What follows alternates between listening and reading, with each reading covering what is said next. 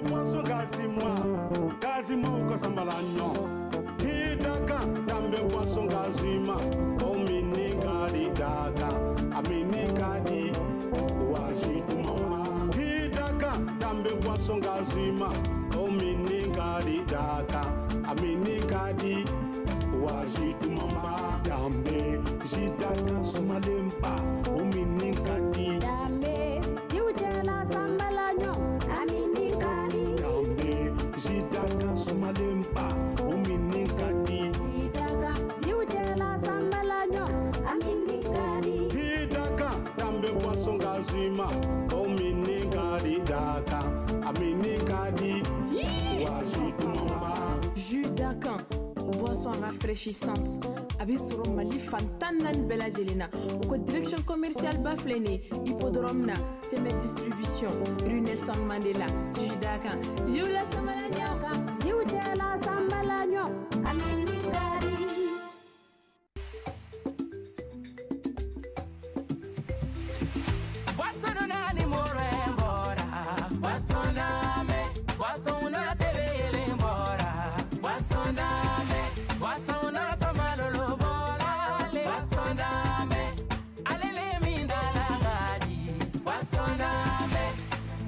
Niami be konta, niami be sewa, niami be shua, iduni ele mizere bana. Basondame,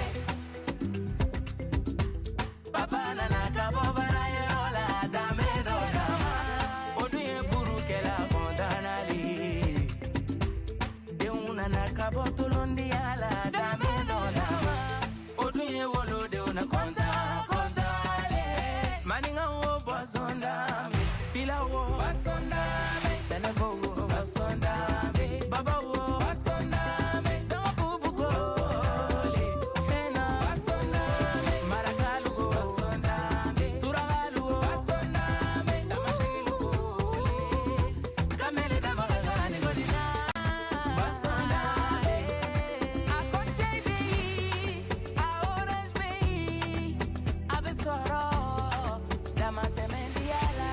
Produit par Sime Agroalimentaire.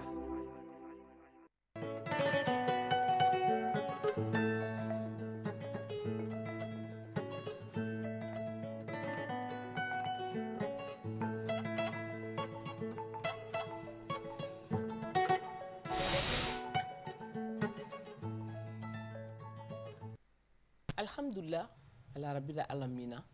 anga foli be ala ye an filɛlikɛ bagaw an ka foli be aw fana ye aw minnu be an filɛ dongo don aw mana sɔrɔ yɔrɔ yɔrɔ aw mana kɛ yɔrɔ yɔrɔ aw be an filɛ o ye hakili sigi ye anw ma ka da kan an b'a dɔn k'a fɔ ko filɛbaga be an na kanubaga be an na minnu be an fɛ o tuma na an ka foli be aw ye biko dɔ ko aw bisimila biko dɔ kɛnɛ kan ko kura ye siraniɲɔgɔn aw bisimila baasi t'aw la ayiwa ala ni ce ayiwa ala hinɛna an na ka ji di an ma ka hinɛ an na ka kungo di an ma ko an ka hinɛ an yɛrɛ la nka an ka kungo n'an ka ji ninnu u minɛ cogo bɛ an bolo cogo di jango kɛrɛnkɛrɛnya la ala kɛlen ka nɛɛma min d'a ma n'an ka jiri ni jiri ninnu ye jiri ninnu minɛ cogo bɛ an bolo cogo di bi biko dɔ bɛna sigi o de kan an ka baro bɛna sigi o kan ni mɔgɔ ye mɔgɔ min ye kungo ni ji lakanabaga ye o mɔgɔ fɔlɔ o ye Kɔnɔgolo Kulubali i Kulubali kolonɛli i bisimila biko dɔ kɛnɛ kan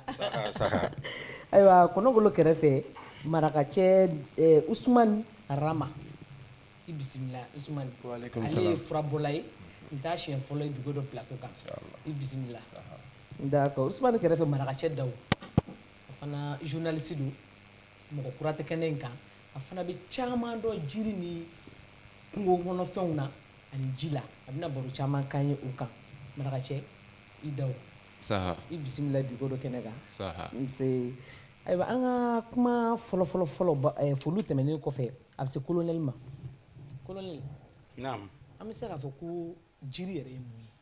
ani jiri nafa ye mun ye adamaden ka adamadenya la jiri ye fɛn ye min ni ala ka fɛn dalen don n'i ma fɛn don i ko an mɔgɔninfinw bɛ cogo jumɛn jiri dala de diɲɛ kɔnɔ yaasa an ka se k'an mago ɲa a la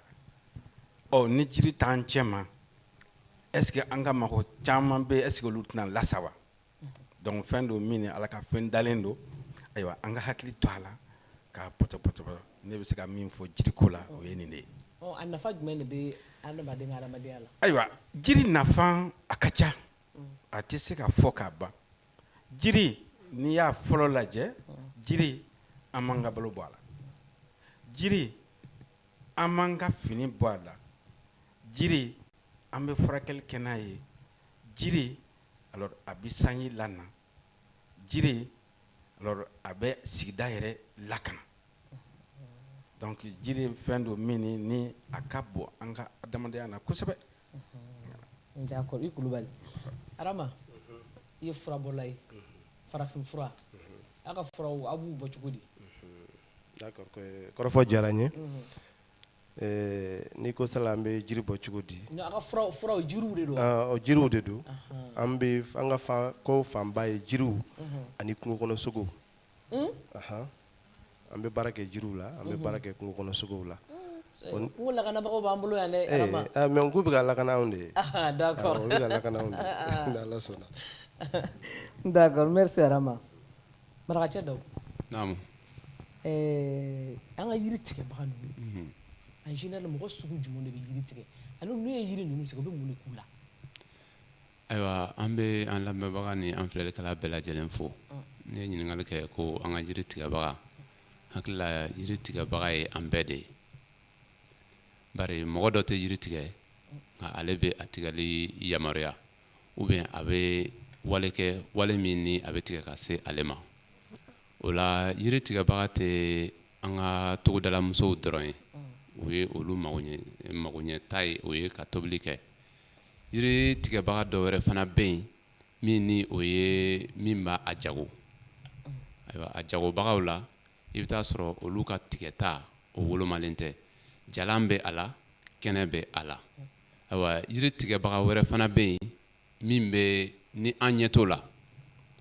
o ye maa minnu ni olu bɛ jiri jago mais u tɛ an ka dugukolo kɔ kan minnu bɛ jamana wɛrɛw la ni olu bɛ musaka bila ka na jiri qualité dɔ bɛ se ka kɛ anw fɛ yen olu mago bɛ o de la nka u b'u to yen nafolo bɛ kɛ sababu ye ka jiri tigɛ ka se u ma donc jiri ye nin tigɛyɔrɔ damadɔ ye ne ka yeli la ne ka faamuya la magoɲɛ i n'a fɔ tobili jiri o ye jirijalan ye ni an b'a fɔ o ma ko lɔgɔjalan ayiwa filanan o ye bois de service ye o ye minnu bɛ tigɛ ka kɛ an sigilanw ye minnu bɛ tigɛ ka kɛ fɛn wɛrɛw ye o tuma sabanan o ye minnu bɛ tigɛ ka taa yɔrɔ wɛrɛ ni an tɛ hali a ɲaci yɛrɛ dɔrɔn dɔn ayiwa o fana kɛrɛfɛ i b'a sɔrɔ furabɔla ye min fɔ sisan olu fana bɛ yen o ye furakɛli jiriw ye ayiwa tigɛcogo jɔnjɔn kelen tɛ o fana la nka n'i ye nin saba bɛɛ fara ɲɔgɔn kan i b'a sɔrɔ a saba bɛɛ tigɛ ko juguya o bɛ kɛ sababu ye ka na ni kɔlɔlɔba de ye. Non mais est-ce que n'olu sera an ka yiri tigɛ kɔni o ye yiri tigɛ de ye Marakacɛ yiri tigɛ ko ɲuman bɛ yen n'a tigɛ ko yiri tigɛ ko ɲuman bɛ yen yiri tigɛ ko jugu bɛ yen jiri dɔw bɛ yen n'i y'a tigɛ cogo dɔ la e b'i mago ɲɛ a la jiri tɔ bɛ tila ka wuli k'a yɛrɛ sɔrɔ jiri tigɛ ko jugu ye jiri tigɛ cogo ye jiri dɔw bɛ yen i bɛ taa sɔrɔ olu tɛ sɔn k'a tigɛ fo duguma u tɛ sɔn o ma dɔw ta n'i y'u tigɛ bolo la sani o san wɛrɛ o wagati wɛrɛ cɛ a bɛ bolo kuraw bɔ a bɛ nafa wɛrɛw kɛ a ka ɲi hali jiri dɔw ma tigɛcogo bɛ jiri la n'i y'a tigɛ o tigɛcogo la o ka di jiri yɛrɛ ye jiri dɔw bɛ yen i bɛ taa sɔrɔ i yɛrɛ b'o ye hali an ka duguba kɔnɔnaw la i b'a sɔrɔ ni jalasun bonyana a bolo yɛrɛ bɛ tila ka jiri yɛrɛ kɛlɛ o tigɛli wajibiyalen don parce que n'i m'o tigɛ fiɲɛ mana na a jiri bolo ka bon jiri ju ma donc fiɲɛ bɛ jouer yiri bolo ni furabulu kan a bɛ jiri yɛrɛ jɛngɛ a bɛ kɛ sababu ye ka jiri bɔn a bɔntɔ a bɛ se ka kɛ hali kasara ye donc o ye tigɛko ɲuman ye tigɛko jugu bɛɛ b'o dɔn n'i y'a tigɛcogo dɔ la tasuma jeniw kana fara a kan ani fɛn wɛrɛw bɛ yen nɔ minnu ka jugu i n'a fɔ jiri ɲɛjibɔw donc o bɛɛ ye tɔnɔ dɔw ye min bɛ bɔ jiri la ayiwa a bɛɛ ye nafa ye mais kɛcogo ɲuman ni kɛcogo jugu de b'a la ni kɛcogo jugu cayara dɔrɔn a bɛ kɛ sababu ye ka jiri mago sa a bɛ kɛ sababu ye ka kungo yɛrɛ fana tiɲɛ. D'accord colonel o an ka kungo jiri ninnu tigɛ ko juguya a bɛ se ka kɔlɔlɔ jumɛn lase an ka adamadenya ma an ka sigida f'a ka jan fo ka taa se an ka diɲɛlatigɛ ni jamana yɛrɛ ma. Ayiwa jiri tigɛ ko juguya a bɛ se ka fɛn caman lase an ma n'i y'a ye k'a fɔ sanji bɛ na an fɛ yan nɔ sanji nali bɛ bɔ jiri de la jiri bɛ kɛ sababu ye maintenant ka kaba nɔgɔ fara ɲɔgɔn kan k'a yɛlɛma k'a kɛ sanji ye ni kɛra jiri tigɛbaa ye k'a caya o baara min ni jiri b'o kɛ ka sanji lana an fɛ yen o bɛ kɛ sababu ye maintenant san min bɛ na a tɛna caya bilen donc ni san min bɛ na n'o tɛna caya bilen o kɔlɔlɔ o ye ja ye o ye ja ye koyi Ala k'an kisi o ma dɛ ayiwa jiri min ni a bɛ yen ni san nana bin bɛ falen an mako bɛ ɲa a la baganw bɛ dumuni k'a la maa wɛrɛ mako bɛ ɲa a la hali an ka so sitaw o bin fana bɛ se ka bɔ jiri la mais ni jiri tɛ yen ka ban o bɛɛ ye gɛlɛya ye waati in na an bɛ ka da don fɛn dɔw la k'a yira k'a fɔ waati yɛlɛma waati yɛlɛma u b'a fɔ ko changement climatique ayiwa mun nana n'o ye o ye an bɛ gazi jugu minnu fili n'an ye gazi jugu fili yiri kelen in bɛ kɛ sababu ye ka gazi jugu yɛlɛma ka kɛ gazi ɲuman ye ni an bɛ o lafiya a bɛ kɛ oxygène gazi sugu jumɛn o gazi ninnu bɛ bɔ bon a bɛ fɔ o ma ko gaz carbonique donc n'o cayara gaz à effet de serre maintenant fɛn de bɛ kɛ exactement maintenant jiri de bɛ kɛ sababu ye k'o yɛlɛma k'o kɛ fɛn ɲuman ye min ni an b'o lafiya mais ni jiri tɛ yen dun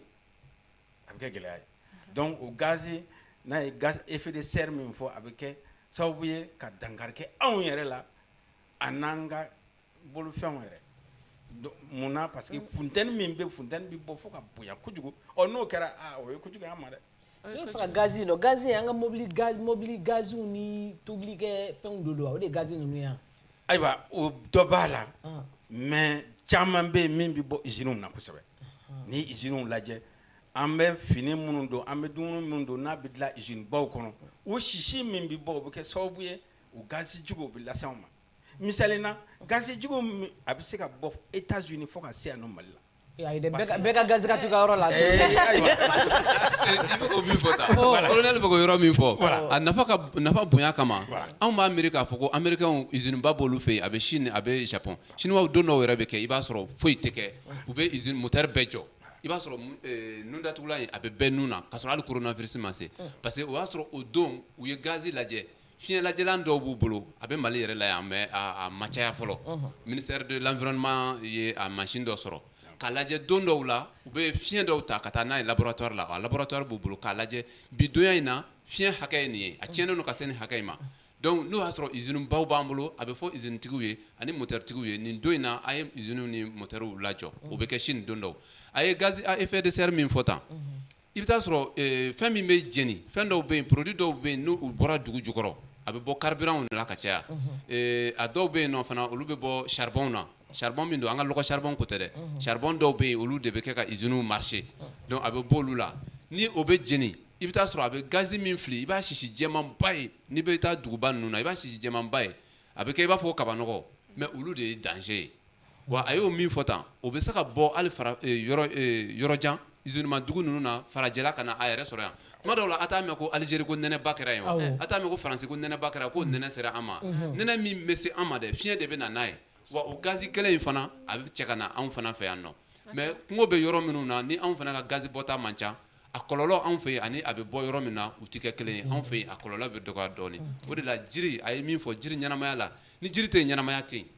an ka fugonfugonna banaw ni bana sidɔnbaliw kansɛriw n'a a cogoya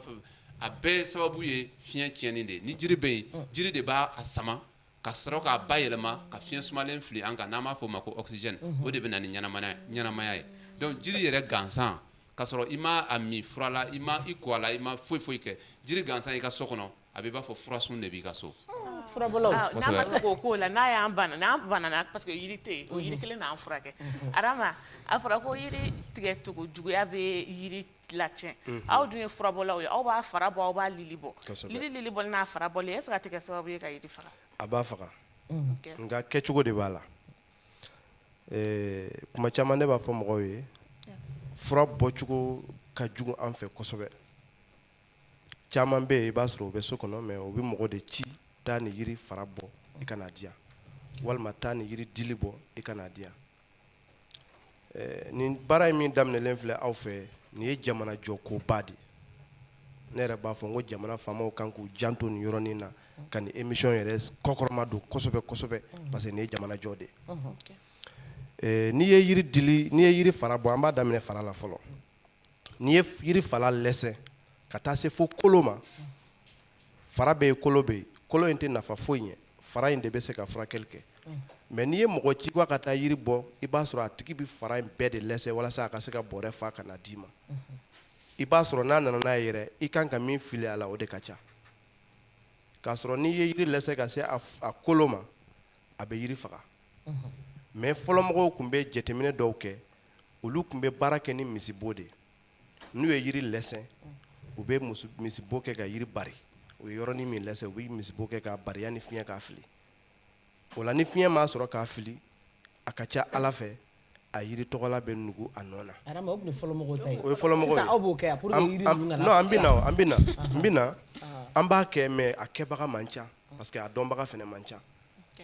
donc ni misibo ma sɔrɔ yɔrɔ min na i bɛ se ka taa ni ji ye i bolo kungo kɔnɔ ka bɔgɔ nɔɔni Arama bɛ ka kuma in fɔ k'a nuguya koyi ne hakili la a kelen tɛ furabɔla ye ale b'a kɛ cogo min na a bɛ o de ɲɛfɔ la mais bi furabɔla bɛ cogo min na a caya bɛ cogo min na ani contrôle yɛrɛ tɛ yen cogo min na an ka kungo an t'a fɔ k'u kelen nɔ don dɛ mais furabɔlaw ka bɔcogoya min bɛ kɛ jiriw la sisan o kɔlɔlɔ ka bɛ ɲini ka bonya ka tɛmɛ hali ni jirijuba feerelaw ye parce que ok ne bɛ se ka min fɔ nin na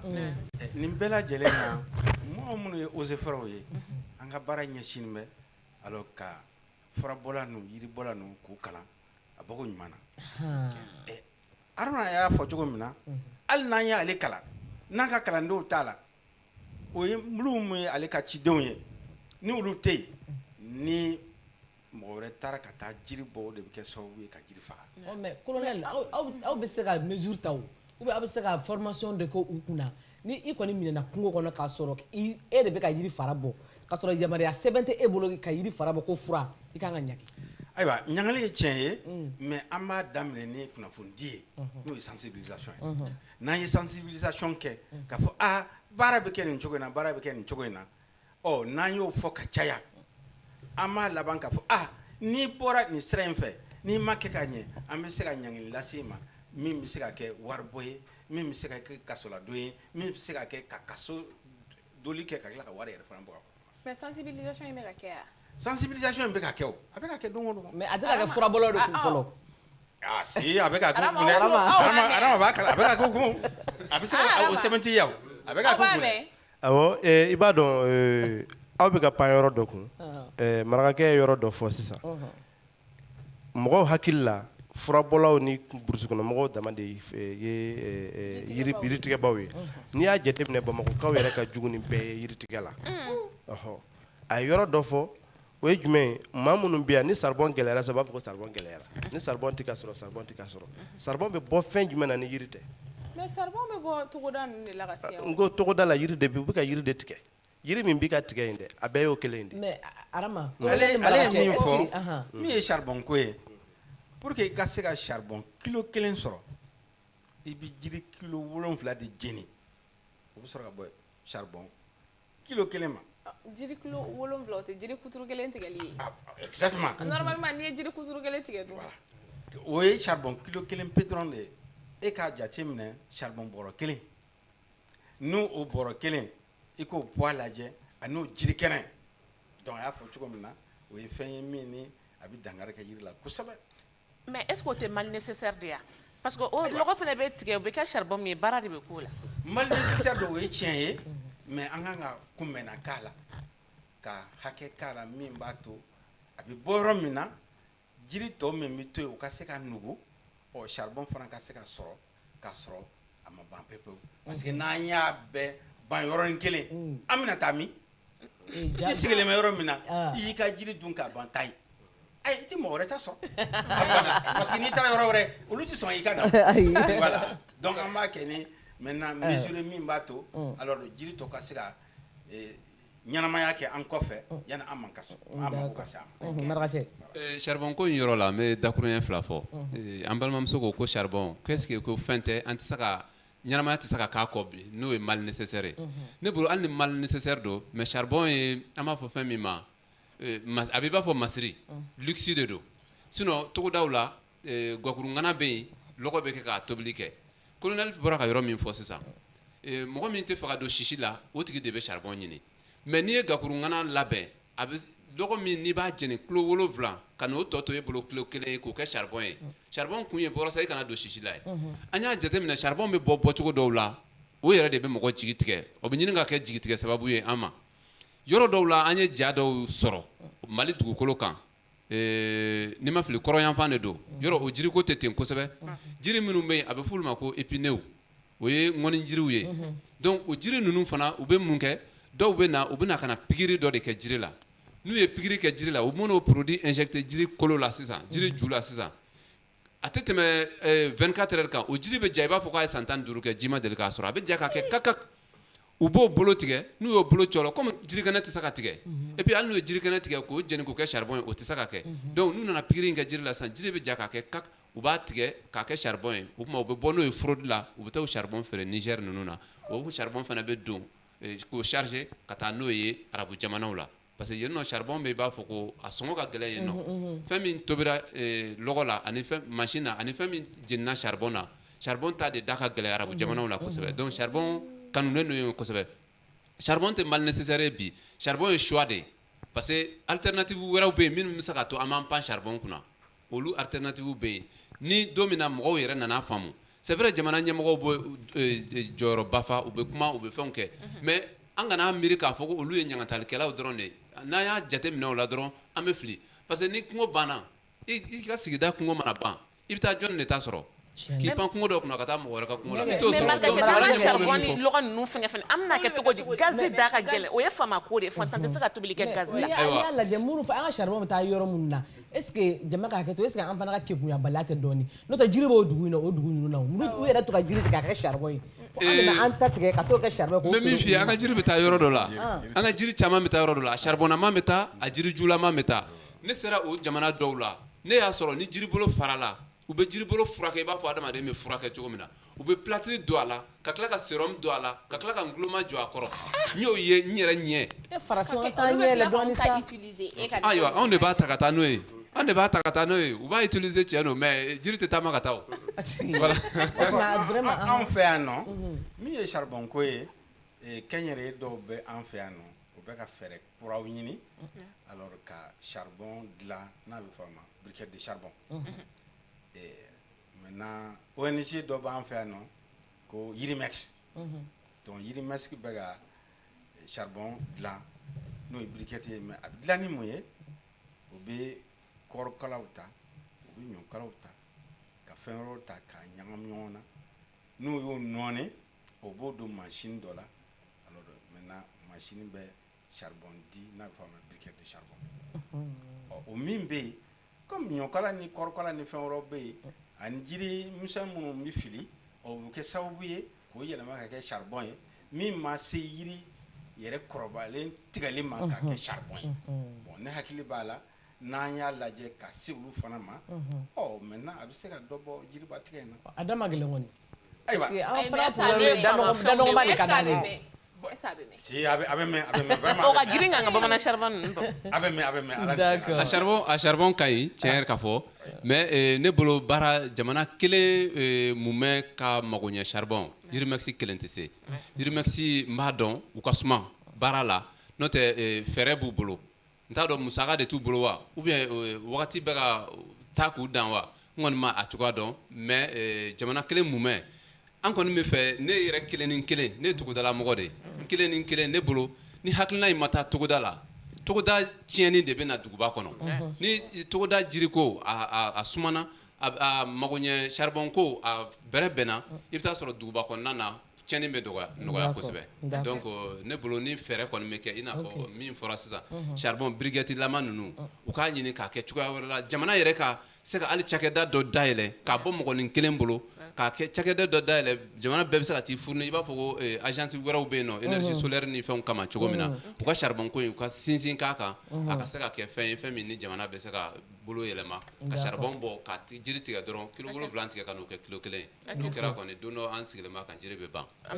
n'i ye jateminɛ kɛ hali k'a sɔrɔ ni tigɛli ninnu tɛ jamana ni a tagabolo tagacogo kama an bɛ waati min na i ko sisan lakana kama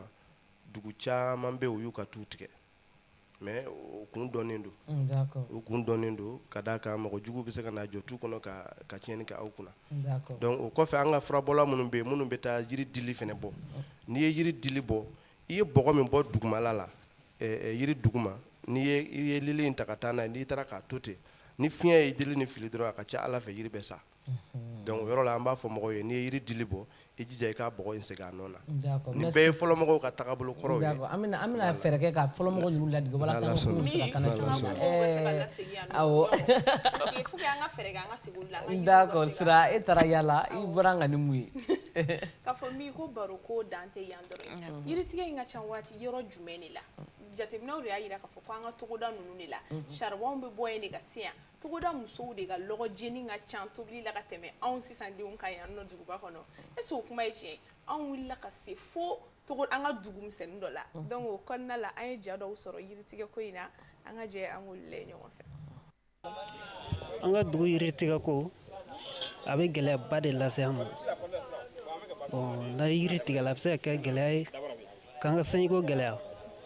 bon o kama yiritigɛ a gɛlɛyaba b'an kan kosɛbɛ o bɛɛ la yiri bɛ tigɛ an tɛ se ka mɔgɔ bali k'a tigɛ mais u b'an a tigɛ an seko t'a la an bɛ dɛmɛ ɲini an ka mɔgɔ de fɛ o bɛ se ka an dɛmɛ an ka ko bɛ se ka ɲɛ cogo min na. hakilila min bɛ ne na an bɛ yiri tigɛ an b'a turu tiɲɛna yiri tigɛ kɔni u y'a fɔ ka gɛlɛya ka fɔ an ka yiri tigɛ dabila tiɲɛna a kɔni ka da an ka dabila n'a ɲɛna n'a ka di ne kɔni an ka dabila bon a bɛ kan ka dabila dɔ belebele bɔ m'a la sa yɛrɛ de belebele bɔ m'a la bon k'a sababu kɛ an b'a tigɛ ka di baganw ma bagan sirilen ka baganw musi u yɛlɛma y'a dɔn ni bagan siri n'i ma dumuni d'a ma a bɛ gɛlɛya bon a bɛɛ b'a la cɛw ta de ka gɛlɛn cɛw ta y'a fanba de ye nka tilema fɛ musow bɛ lɔgɔ tigɛ tilema fɛ o ka tobili kɛ an musow nɔ a fanba bɛ musow ye nka cɛw ni bɛ jiritigɛ in na n'i y'a ye dugu kɛla tomɔn ye muso kɔni m'a dilan nka cɛw b'a la k'a ca nɔfɛ cɛ caman dɔ la charbon jago la n'i dɔ la charbon jago la jiri t'u nɔkɔrɔ sɔrɔ dɛ ni kura tɛ ka turu kɔrɔlen minnu bɛ olu bɛ tiɲɛ o ye défaut ba ye dugu ma jiri jɔyɔrɔ bɛ dugu ka ko la o ni jiri bɛ dugu la sisan i b'a sɔrɔ sanji bɛ na dunkafa bɛ sabati ni jiri banna dugu bɛ kɛ fɛn min n'a tɔgɔ kɔrɔ tɛ cɛ charbon tigɛla ne bɛ fɛn min f'u ye k'a sɔrɔ charbon mɔ tɛ yen u mago tun bɛ dilan cogoya wɛrɛ ni charbon tɛ o u k'u lajɛ u k'u kɔfilɛ u mago tun bɛ dilan cogo min na u ka tɛmɛ n'o ye ka charbon mɔ in to yen pour que an ka dugu ka se ka wele a tɔgɔ k'an tun b'a kɛ cogo min na k'an k'a kɛ ten walasa an ka kungo ka se ka lakana ɲɔgɔn o yɔrɔ la Camara l'a ko celui qui a planté un arbre avant de mourir n'a pas vécu inutile k'a fɔ an filɛbaga bɛɛ lajɛlen ɲɛna ko minnu bɛ k'an lajɛ u ka telew kɔrɔ u bɛ se k'an sɔrɔ sur Facebook aussi an ka page officielle kan n'o ye Renouveau TV radio ye k'u hakilina di yiritigɛ ko in na Adama aw bɛ yiri tigɛ mais aw yɛrɛ hakilina ye mun ye sisan pour que kungo kana kɛ tombo ye parce que an ka yiri gɛlɛn caman bɛ yen nɔ u tununna kungo kɔnɔ aw yɛrɛ minnu b'a tigɛ tigɛcogo juguya y'a sababu ye donc e yɛrɛ k'a b'a tigɛ tigɛ ko juguya yiri kɔni yiri tigɛbagaw dɔnnen don mais anw yɛrɛ tun ye jɛkulu dɔw sigi n'a bɛ fɔ a jɛkulu ma ko le tradithérapeute engagé du Mali an ye Mali région caman mɔgɔ b'a kɔnɔ donc an bɛ fɛ ka ɲɛsin faamaw ma an ye demande caman yɛrɛ kɛ walasa an ka se ka yɔrɔw sɔrɔ yɔrɔ minnu an bɛ se ka yiriw turu ye ka d'a kan don nataw kɔnɔ an b'a dɔn yiri ninnu bɛna tunu exemple fɔlɔfɔlɔ i k'a dɔn k'a fɔ yiri b'a fɛ ka tunu i ka jamana kɔnɔ i b'a ye yiri ladɔn de bɛ commencer ka tunu n'i y'a ye ladɔn commencera ka tunu yiri la dɔrɔn a bila i kunna a yiri tɔgɔ bɛna tunu bi bi na hali yiri bɛ yiri la pour que i k'a sɔrɔ f'i ka taa Sikaso jamana na bon hali an ka o yaala minnu kɔnɔ an bɛ taa Sikaso jamana na ko an bɛ taa yiri dɔw bɔ an bɛ taa sɔrɔ machine yɛrɛ ta an bɛ yiriw kama k'u ju tigɛ tigɛ ka bɔ yen donc olu de ye yiri ne bolo olu de ye yiri tiɲɛbagaw ye sinon furabɔla bon o ti ne bolo olu tɛ yiri tiɲɛbagaw ye furabɔlaw aw n'aw ka yiri tigɛ ay furabɔlaw olu tɛ yiri tigɛ ko juguya quoi non bon a dɔnbali bɛ se k'a tigɛ ka juguya sinon e mɔgɔ o mɔgɔ i b'a dɔn i ka fɛn bɛɛ bɛ nin na i tɛ sɔn a ka tiɲɛ abada. mais aw ka ne ma sɔn Arama ka o yɔrɔ ma dɛ parce que furabɔlaw dama de bɛ concurrence la a filɛ ka min fɔ ni e bɛ jiri dɔ bɛ yen ni e de kelen b'o yɔrɔ dɔn ou bien o jiri de ye o kungo kɔnɔ jirinin kelen ye bɛɛ b'a dɔn k'a fɔ k'a mago ka bon bɛɛ bɛ fɛ ka kɛ mɔgɔ fɔlɔ ye ka taa o jiri nafama yɔrɔ bɔ n bɛ fɛ ka camancɛ dili sɔrɔ n bɛ fɛ ka kɛrɛfɛ dili sɔrɔ a kɔrɔnfɛ dili donc bɛɛ bɛ ɲɛsinnen b'o jirinin kelen ma o bɛ si sɔrɔ wa. o yɔrɔ ka jan yiri ladɔn filɛ nin ye n'i bɛ fɛ yiri ladɔn ka tunu yiri dɔ bɛ i b'a sɔrɔ i n'a fɔ a yɔrɔnin min fɔ mais o ye ŋaniya juguya yɔrɔ ye bon olu tɛ ko ɲɛnamaw ye n'i b'a fɛ yiri ladɔn ka tunu parce que ladɔn de ka gɛlɛn kari cogo bɛ kari la n'i y'a kari ta a tɛ falen tun donc ale ka kuma in b'o yɔrɔ de yira mais olu mɔgɔw man ca a bɛ yen sinon a man ca. ok furakɛla ninnu Arama ɲɔgɔnnaw bɛ yen mais dɔw fana bɛ yen olu bɛ taa yiri de bɔ kungo kɔnɔ ka tila ka na feere charbon ko fɔra cogo min na dɔw fana bɛ yen u ka baara ɲɛsinnen bɛ ka taa yiri bɔ ka na feere dɔrɔn n'a kɛra o ye ka ban ayiwa n'an ma jija yiri kɔni bɛ sɛgɛn. ayi mais est-ce que o bɛ yiri bɔ est-ce que o bɛ yiri tiɲɛ. o de ka jugu a ye min fɔ nin o de ka jugu. n b'a bɔ n bɛ taa furakɛli kɛ n bɛ taa n ka denbaya furakɛ. a ka denbaya tɛ ko Arama ye furakɛlikɛla de colonel. o faamuyara sa ale ɲɔgɔnna dɔw bɛ yen u b'a bɔ ka tila ka taa feere sugu la n'a taara feere sugu la doni giriyara dɛ. o hukumu kɔnɔna na colonel tigɛ waati de bɛ yiri la ani yiri suguya jumɛn kan ka tigɛ minnu man ka tigɛ. ayiwa je dis an ka sariya y'a jira k'a fɔ maintenant jiriw an y'u bila groupe 3 kɔnɔ groupe fɔlɔ a bɛ fɔ yiri don min ni o kɔnlen don mankan man kan ka k'u la fiyewu o yiriw cɛma si bɛ sɔrɔ o la nɛrɛ bɛ sɔrɔ o la dɔwɛrɛ bɛ sɔrɔ o la groupe filanan a bɛ fɔ a ma ko essence partiellement protégée o b'a jira k'a fɔ yiri don min ni an ka hakili t'o la ka janto t'o la munna parce que ale fana bɛ se k'an mago ɲɛ a groupe sabanan o ye yiri min ni ayiwa n'a kɔrɔla kosɛbɛ wari bɛ se ka sɔrɔ a la a bɛ fɔ a ma ko essence à valeur économique jiri tigɛ kuma b'a la o ye tiɲɛ ye mais n'i mago sera a ma an kɔni jiri tigɛ la an b'a fɔ a ka to ka kɛ tilema fɛ mais ni mois de mai sera ka taa se juin ma an b'a fɔ mɔgɔw ye jiri tigɛw k'a dabila parce que n'i ye yiri yɛrɛ tigɛ o waati la kungo kɔnɔ e y'o min tigɛ ka da ye i tɛ se ka bɔ n'a ye parce que i ka bolifɛn tɛ se ka don kungo kɔnɔ k'a ta ka bɔ donc tilema baara de don ka taa octobre la novembre fo ka taa se janvier avril mai mana se ka ban a ka di an ye mɔgɔw ka yiri tigɛ jɔ o k'a kɛ jirituru ye samiya fɛ. Voilà. O yirituru ko in na o sababu bɛ se ka jaabi est-ce que journée bɛ Mali jamana bolo campagne de reboisement don min na ni yiri bɛ turu Mali fan 14 bɛɛ la o don bɛ Mali jamana bolo. hakili la colonel bɛ se ka dɔ fɔ o la n'o tɛ a bɛ yen. a don bɛ yen maintenant 15 de l'environnement b'an bolo o bɛna daminɛ le 5 juin le 5 juin fo ka taa se le 17 juin ma o tile 15 kɔnɔna na an bɛ waliw kɛ min bɛ ɲɛsin yiri yɛrɛ protocole ma ani ka se a turuli ma n'a bɔra yen fana san kɔnɔ an bɛ don dɔ kɛrɛnkɛrɛnyana maintenant k'an ka san baara yiri turu la n'o b'a fɔ campagne de reboisement k'o kurunbɔ kari n'an y'o kari waati min na an b'a ɲini bɛɛ lajɛlen fɛ i ka yiri turu i ka wasala mais jiri bɛ turu an b'a min ɲini mɔgɔw fɛ yiri dan tɛ a turuli dɛ i b'a turu de maintenant ka essayer ka sécuriser n'i ma sécuriser e yiri turu i ye kɔ don a la baganw b'a tiɲɛ e yiri turu ka taa i ma sisan baganw b'a tiɲɛ e yiri turu ka taa i tɛ sɔnni k'a la jiri bɛ sa. a bɛ komi den n'i ye den sɔrɔ k'a bila a yɛrɛ ma ten a bɛ se ka tiɲɛ a bɛ se ka sa a bɛ kɛ bali a bɛ kɛ fɛn bɛɛ d'accord. n y'a fɔ cogo min na jiri don fɛn min ye n'i ma fɛn de don donc n'an y'a fɛngɛ fɔ an ka porte-parole de pour que a ka se ka mɔn k'an mago dilan. d'accord. voilà colonel ye o yɔrɔ min fɔ k'a fɔ ko Mali don kɛrɛnkɛrɛnnen talen don tiɲɛ yɛrɛ la ni ne ye ministère de l'environnement n ye baara kɛ yen nɔ n ye kalo 8 kɛ yen n kun ye o kunnafonidila ye n ye fɛɛrɛ caman bila sen kan minisiri ka yamaruya kɔnɔ a wagati n'o ye Usumani Kone n ka foli b'a ye nin yɔrɔ in na k'a daminɛ o baara minnu n'olu bolodalen don ministère in fɛ ne ye fɛn y'a kɔnɔ fɛn min ni a diyara ne ye kosɛbɛ bari 15 de l'environnement colonel da sera a ma n'i m'a faamu dɔgɔkun 2 de bɛ kɛ foyi tɛ fɔ ni sigida lakana fɛɛrɛw tɛ a ye charbon min fɔ tan jiri tigɛ cogo jiri man ka tigɛ jiri tigɛ yɛrɛ kɛrɛfɛ n'an ye jiri tigɛ kɔn an bɛna mun bila a nɔ na nakɔ sɛnɛw ni a ɲɔgɔnnaw walasa mɔgɔ minnu bɛ jiri tigɛ k'u bayɛlɛma u ka bɔ o baara la ka na ni sɔrɔ boloda cogo kura ye walasa n'u ye jiritigɛ to yen n'u ye charbon feere to yen n'u ye jiri ɲɛji bɔ n'u ye dɔ bɔ o la u bɛ se ka sɔrɔ wɛrɛ jumɛn kɛ donc o fɛɛrɛw de bɛ fɔ o kɔnɔna na ne yɛrɛ kelen ni kelen n ye wagati min kɛ o ministère so in na yen nɔ n nana ye k'a fɔ ja jamanaden bɛɛ bɛ se ka hakilinaba in ta jamana ɲɛmɔgɔw nɔfɛ k'a ba yɛlɛma ka taa n'a ye i yɛrɛ fɛ yen o la ne ye a misali ta n bɛ baara kɛ yɔrɔ min na ka taa n'a ye n ka dugu la ka misali in kɛ cogo di k'a fɔ dugumɔgɔw ɲɛna an ka jiri turu nka an ka jiri turu yɔrɔ jumɛn bɛɛ y'a fɔ n ye ko ko nakɔforonin bɛ n bolo nin bɛ n bolo n bɛ nin turu n ka so da la n ko ne kan t'o ma jiri bɛ maaw nafa wagati min na n'o y'a sɔrɔ a kɛra forobafɛn ye bari ni ne kelen ka jiri turu ne bɛ jiri dentaw de turu n'o den bɔra den mɔna n b'o fɛn n bɛ t'o feere mɛ n'an y'a turu kungo kɔnɔ a bɛ kɛ forobata ye ne tɛna sɔn ne ni e min jɛra k'a turu e kelen ka taa tigɛ k'a k'i mago ɲɛ fɛn ye k'a sɔrɔ fɛn ma fɔ ne ye o la bɛɛ bɛ jɛ ka jiri kɔlɔsi colonel ye yɔrɔ dɔ fɔ ni jiri ma kɛ ko jama bɛ jɛ k'a kɔlɔsi dɔrɔn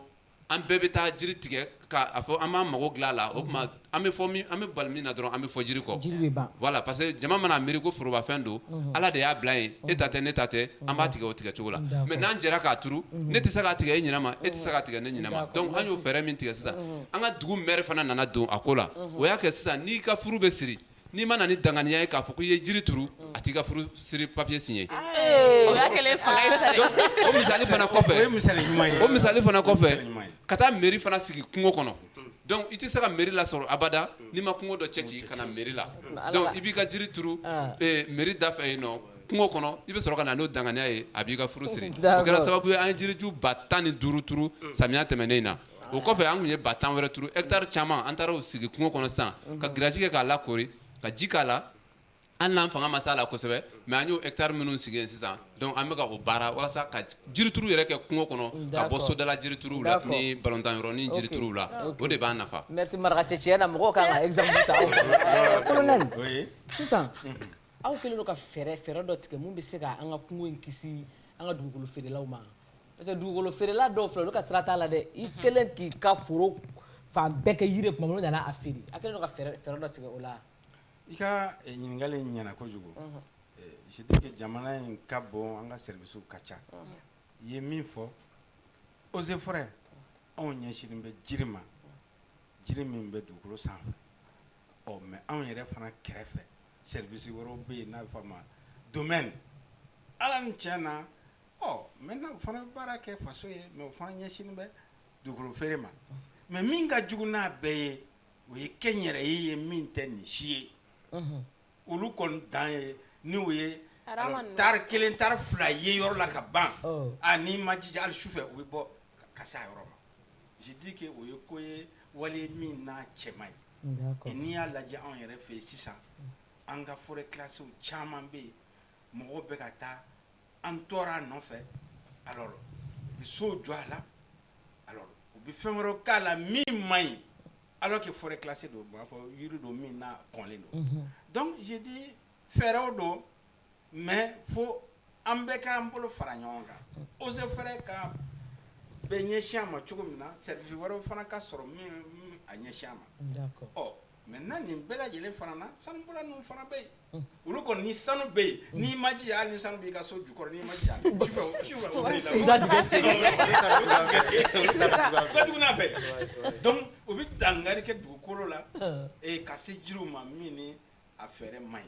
donc an k'a lajɛ ka yɛlɛma n'an ma yɛlɛma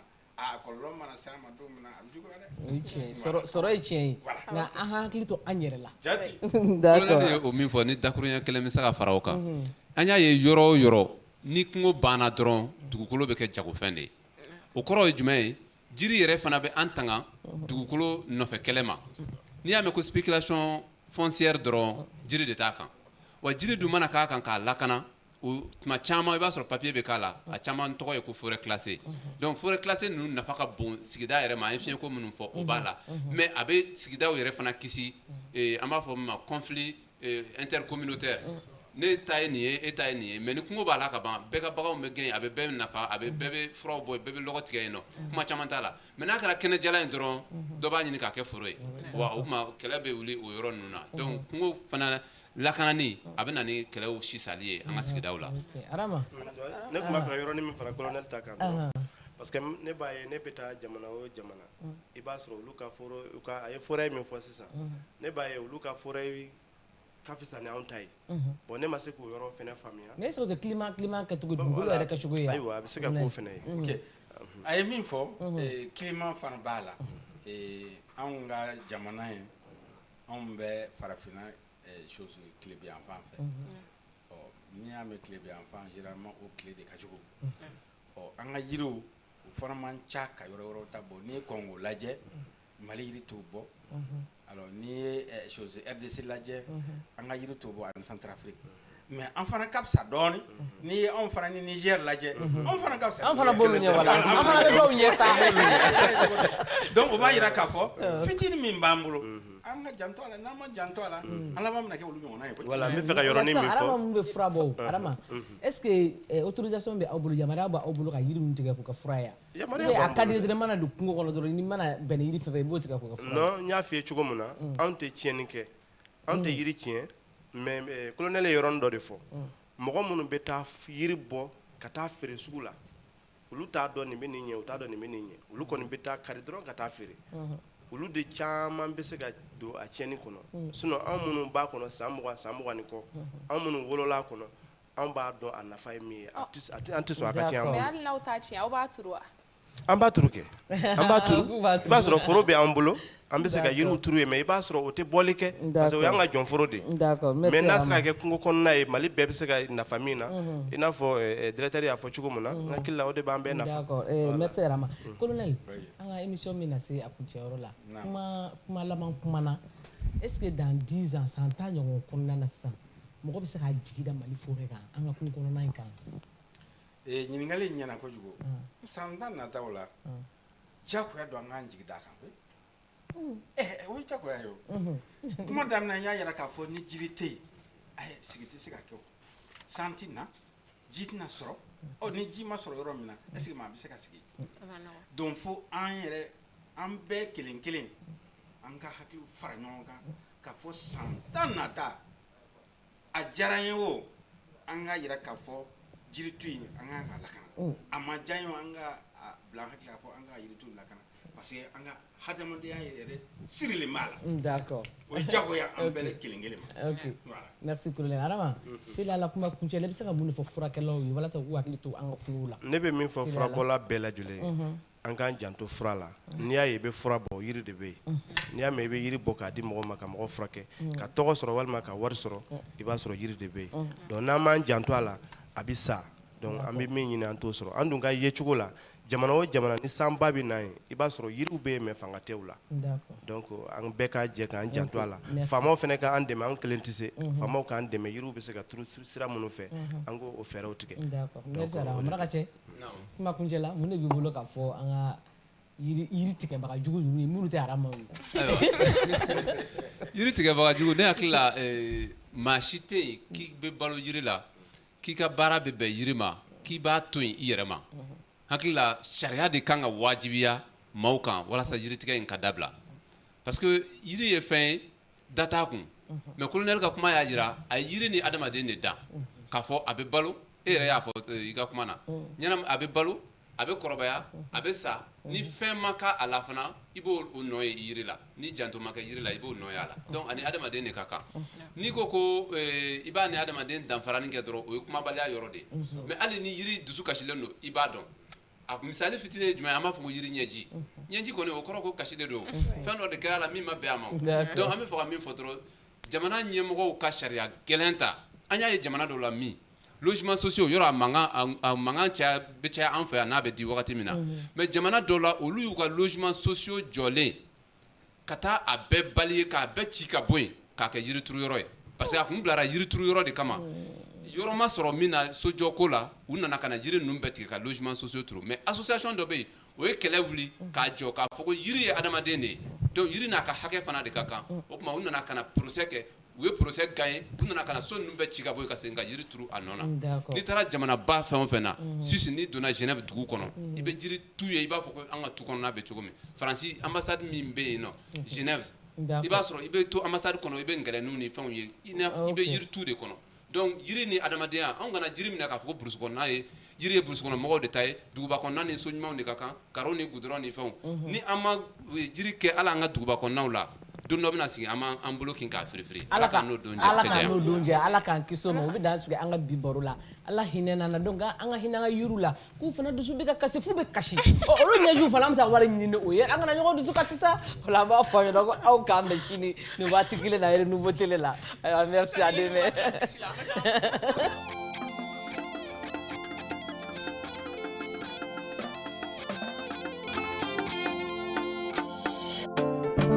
Jidaka, Jiuka Sambalanyo, Dambe Poisson Gazima, Uka Sambalanyo, Jidaka, Dambe Poisson Gazima, Omini Gadi Daka, Amini Gadi,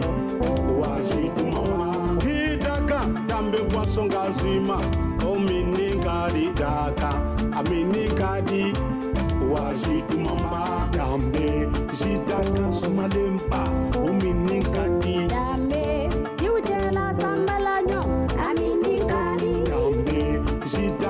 Malempa, Uminikadi. Sidaka, Ziujela Sambalanyo, Aminikadi. Sidaka, Dambe Poisson Gazima, Uminikadi. Aminikadi. Wajitu Mama. Jus d'Acan, boisson rafraîchissante. Abisoro Mali Fantanan Bella Jelena. Au direction commerciale Baflene, Hippodrome na, Semet Distribution, rue Nelson Mandela. Jus d'Acan, Jiula Samalanya. Ziujela Sambalanyo, Aminikadi.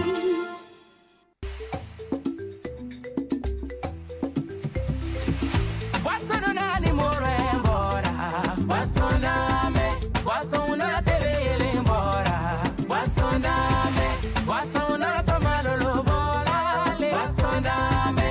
alele mindala gadi, wasoname,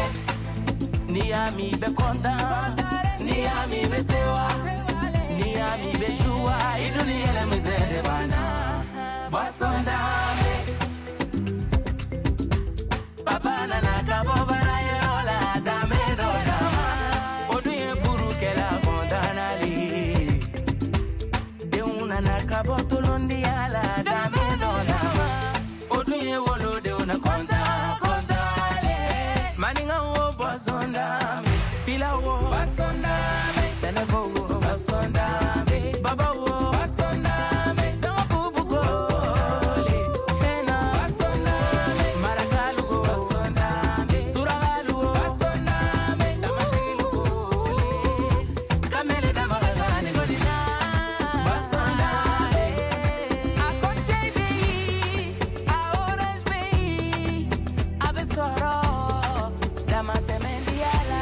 Produit par Cime Agroalimentaire.